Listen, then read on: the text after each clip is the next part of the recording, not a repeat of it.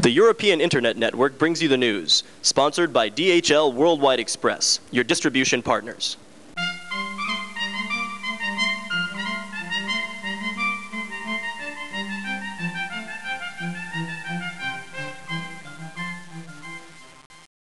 Hello, and welcome to Central Europe Online.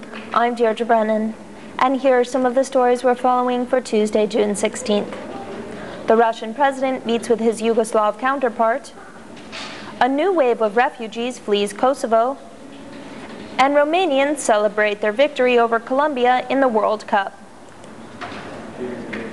Russian President Boris Yeltsin met with his Yugoslav counterpart Slobodan Milosevic on Tuesday to discuss the situation in the troubled Serb province of Kosovo. Western powers turned to Yeltsin last week with a plea to use Russia's traditional ties with Belgrade to persuade Milosevic to end his crackdown on ethnic Albanians. On Monday, NATO sent Belgrade a clear message that force may be used if diplomacy fails, by holding air exercises in the southern Balkans, in which warplanes roared through the skies near Kosovo. Meanwhile, a new wave of refugees entered northern Albania on Monday, fleeing fighting in the southern Serbian province of Kosovo. A spokeswoman for the UN Refugee Agency said that a group of 365 refugees, mostly women and children, crossed the border on Monday. She said many of the women were psychologically stressed and worried about the men they left behind. Some had been traveling over the mountains with small children for over 14 days. United Nations officials report that between 8,000 and 12,000 ethnic Albanians from Kosovo have arrived in northern Albania in the last 2 weeks alone.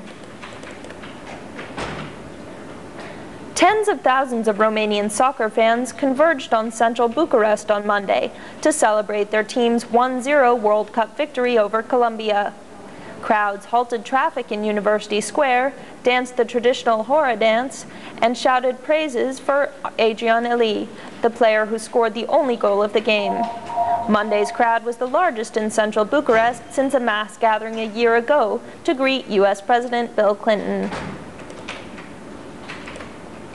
Heavy rains, hail, and floods have killed 6 people and swamped farmland throughout Romania.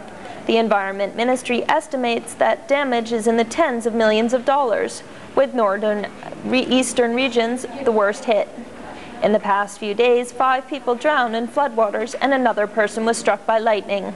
Electricity was cut off in more than 220 towns and villages in 2 counties alone. More rain is expected across most of Romania this week, with thunderstorms forecast in the north. And now for a look at Wednesday's weather. Bratislava will see showers, with a high of 70 and a low of 52. Bucharest will also see showers, with a high of 82 and a low of 61. Budapest will see partly cloudy skies, with a high of 75 and a low of 57. Ljubljana will see passing clouds, with a high of 66 and a low of 54. Prague will see cloudy skies, with a high of 59 and a low of 46. And Warsaw will see partly cloudy skies, with a high of 70 and a low of 52. And that's Central Europe Online for the European Internet Network.